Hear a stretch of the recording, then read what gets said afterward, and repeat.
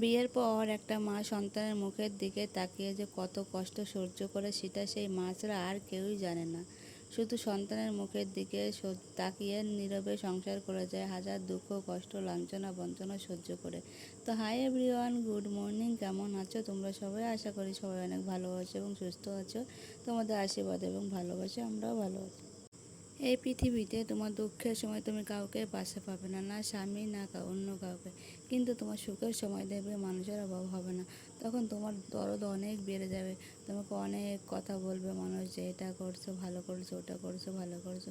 কিন্তু তোমার যখন দুঃখ কষ্ট থাকবে তখন দেখবে তোমার পাশে কেউই নেই।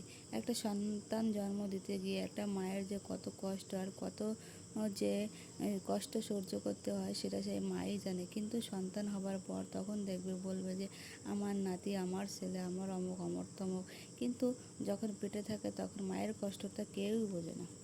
আবার ওই সন্তান যখন বড় হয়ে কোনো একটা যদি খারাপ কাজ করে সেটার দোষ কিন্তু মায়ের উপর এসে পড়বে, বলবে মায়ের জন্য এটা হয়েছে। কিন্তু যদি এটা ভালো কাজ করে সেটা দেখবে বাবা বলবে যে আমার ছেলে, আমার সন্তান, বা ঠাকুরদা ঠাকুরমা বলবে যে আমার নাতিন, আমার জন্য এটা হয়েছে। কিন্তু খারাপ দিকটা সবসময় কেন মায়ের দিকে ঠেলে দেওয়া হয় এটা আমি বুঝি না। একটা সন্তান পেটে ধরার পর ডেলিভারির আগ পর্যন্ত কাউকেই পাশে পাওয়া যায় না। কিন্তু ডেলিভারির পর তখন দেখবে যদি সুস্থ সবলভাবে হয়ে যায় তখন দেখবে অনেক অনেক কথা বলবে, অনেকের পাশে পাওয়া যাবে। আবার যখন ওই বাচ্চাদের ঠান্ডা কাশি জ্বর হবে, যখন রাত জাগতে হবে তখন দেখবে পাশে কাউকেই পাবে না। তখন বাচ্চার কেউ নেই। কিন্তু যখন বাচ্চা আবার ঠিক হয়ে যাবে তখন দেখবে পাশে অনেক লোকের দরকার হয়ে গেছে, পাশে অনেক লোক পাওয়া যাবে। তাই একটা কথা কি বলতো, যখন কষ্টের সময় কাউকে পাওয়া যায় না তখন সুখের সময় কাউকে আমার পাশে লাগবে না। এটাই যখন একটা বাড়ির বউ বলতে যায় তখনই বাড়ির বউটাই খারাপ হয়ে যায়। যাই হোক, সকাল থেকে অনেক কথাই বলে ফেললাম। তো ঘুম দিয়ে উঠে সকালে বাসি কাজকর্ম সেরে নিলাম, ঘর উঠান ঝাড় দিয়ে নিলাম। তারপরে এখানে চলে আসলাম বিছনা গোছাতে। বিছনাটা একটু গুছিয়ে নিলেই তাহলে শান্তি পাওয়া যাবে। তখন মনে হবে যে না, কাজ অনেকটা এগিয়ে ফেলেছি।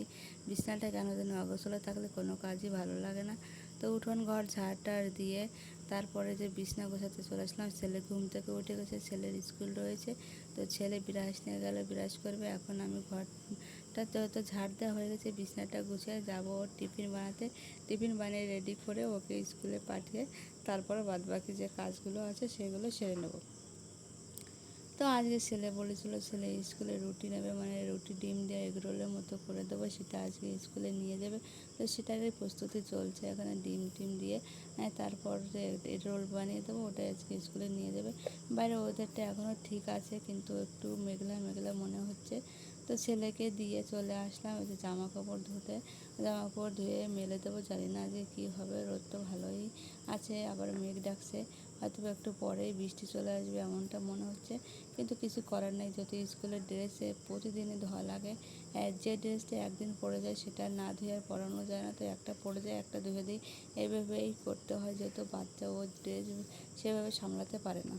ছেলেকে যখন গাড়িতে দিয়ে আসি তখন অনেক চিন্তা হয় যে ছেলে ঠিকঠাক করে স্কুলে পৌঁছালো, তো স্কুলে গিয়ে একা একা কী করবে না করবে এটা নিয়ে অনেক চিন্তা হয়। কিন্তু স্কুলে একবার ভিতরে ঢুকে গেলে তখন আর অসুবিধা হয় না, কারণ সেখানে আন্টিরা থাকে। কোনো অসুবিধা হলে স্যাররা থাকে, ওনারা সঙ্গে সঙ্গে কল করে দেয় বাড়িতে, বা ওনারা যদি কোনো অসুবিধা হয় ওনারা দেখভাল করে।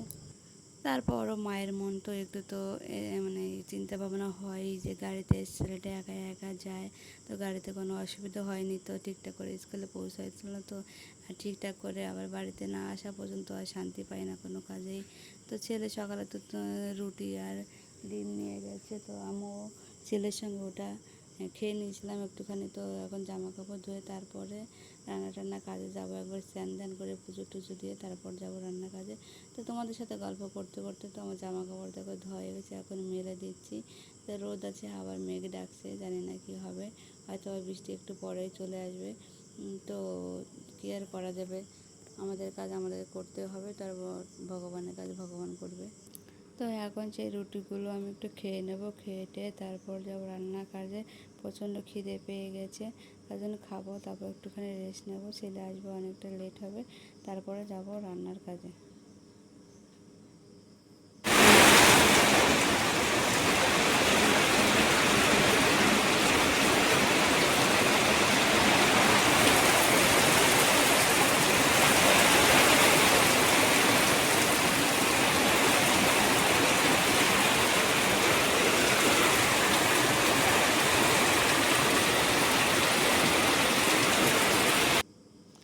আমি জামা কাপড় মেলে দেওয়ার পর ঘন্টাখানিক পরে ঝমঝম করে বৃষ্টি চলে আসলো। তো বৃষ্টির মধ্যে মনে হচ্ছিলো ছেলেটাকে কেন স্কুলে পাঠালাম, না পাঠালেই ভালো হতো। বৃষ্টির মধ্যে কী করছে না করছে এটা নিয়ে চিন্তা হচ্ছিলো। তো কী আর করো, বাইরে বৃষ্টি হচ্ছে আর আমি এদিকে শাক বাছছি, কারণ এই শাকগুলো বাজার থেকে এনেছিলাম আর বাছা হয়নি। এগুলো বেছে টেছে রেখে দেবো, তারপর স্নান করে পুজো দিয়ে যাব রান্নার কাজে। ডাক্তার আমাকে বলেছে আমার রক্তের চাপটা একটু কম আছে, তাই শাক খেতে। তো এগুলো হচ্ছে কুলেখাড়া শাকের পাতা, এগুলো হচ্ছে আমি রস করে খাবো। তো এগুলো রস করে খেলে নাকি রক্তের চাপটা খুব ভালো, মানে তাড়াতাড়ি করে বেড়ে যায়। তো এগুলো খাবো। আর এমনি খেজুর টেজুর এগুলো আমি খেতে পারি না, আমার কেমন যেন লাগে, বমি বমি পায়। তো আমি খেজুরটা কোনো দিনই পছন্দ করি না, খেজুর বেদানা এসব আমার ভালো লাগে না। এই শাকটা রসটা করে দিলে মোটামুটি যাও একটু খেয়ে নিতে পারি। তো তারপরে এই যে পুজো টুজো দিলাম, পুজো স্নান করে পুজো টুজো দিলাম, এখন যাব রান্নার কাজে। অনেক আশা নিয়ে বাবা মার রহমতে ভালোবাসা মানুষকে বিয়ে করেছিলাম যে একটু আদর যত্ন ভালোবাসা পাবো। কিন্তু দেখো আমার ভাগ্যটা এমনই ভালো যে এখন আমার প্রিয় মানুষটা আমার পাশেই থাকতে পারে না। এখন হচ্ছে আমার এই যে 4 মাস চলছে, তো বড় বাচ্চাটাকে নিয়ে, বড় ছেলেটাকে নিয়ে এখন আমার থাকতে হচ্ছে। আর বৃষ্টির মধ্যে কাজ বাজ করতে আমার একটু অসুবিধা হয়ে যায়, কিন্তু কেয়ার করার পাশে কেউ নাই যে সে করে দেবে। এই বৃষ্টি হয়েছে আমাদের উঠানটা না অনেকই পিছল হয়ে যায়, মানে পড়ে যাওয়ার সম্ভাবনা থাকে। তো কী আর করা যাবে, আমাদের কলপাটটা একটু দূরে, পায়খানা বাথরুমটা বা ঘরের থেকে একটুখানি দূরে, তো ওর মধ্যে আমাদের কাজ বাজ করতে হয়। তো ছেলে স্কুল থেকে বৃষ্টি থামার পর চলে এসছে, তো এসে পর দেখো ছেলের মুখের অবস্থা কেমন হয়ে গেছে। তো ওর মুখে কী জানি অ্যালার্জির মতো একটু হয়েছে, নাকি চুলকাতে চুলকাতে ঠোঁটটা ফুলে গেলো, মুখটা ফুলে গেলো। তো ছেলে বলছে মা বৃষ্টি হচ্ছে, তো তুমি একটু আমাকে করে দাও, ফুচকা করে দাও। তো সেটাই ওকে করে দিচ্ছি। এখন না চিন্তা হচ্ছে ছেলের ঠোঁটে কী হলো ওটা। তো তারপর পাশের বাড়ি কাকিমাকে দেখালাম, কাকিমা বললো যে অ্যালার্জি হয়েছে, অ্যালার্জির জন্য ঠোঁটটা ফুলে গেছে। তো ভাবলাম যে এখন আর কোথাও নিয়ে যাব না, যেহেতু বৃষ্টি হচ্ছে, একবারে সকালবেলা নিয়ে যাবো ডাক্তারের কাছে, তখন দেখা যাবে কি হয়েছে। তো দেখো এই যে সেন্টার থেকে আমাকে এই ওষুধগুলো দিয়েছে, ক্যালসিয়াম আর আয়রনের। তো এইগুলো প্রতিদিন নিয়ম করে খেতে বলেছে।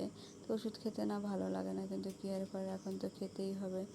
তো এগুলো দিয়েছে। তো আমাদের বাড়ি থেকে সেন্টারটা অনেকটা দূরে, তো এই জন্য বেশি করে দিয়ে দিয়েছে। দিদিটা বলছে যে প্রতিদিন খাবে, যেহেতু রক্তের চাপটা কম আছে, তো এগুলো আমাকে খেতে হবে। তার জন্য তোমাদের সঙ্গে এটা শেয়ার করে দিলাম যে কী কী আমাকে দিয়েছে। আর আমি না কিছুদিন আগে অনলাইন থেকে একটা জামা অর্ডার করেছিলাম, মানে এখন না আমার কোনো জামাই হচ্ছে না, এখন পুরো টাইট হয়ে যাচ্ছে। তার জন্য এখানে দেখো একটা গোল একটা জামা আমি মিশো থেকে অর্ডার করে নিয়েছিলাম।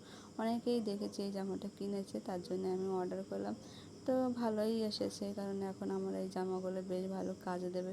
তো ভাবছি আরও 2-1টা অর্ডার করব মিশো থেকে। দেখছি কম দামে ভালো ভালোই জামা পাওয়া যাচ্ছে।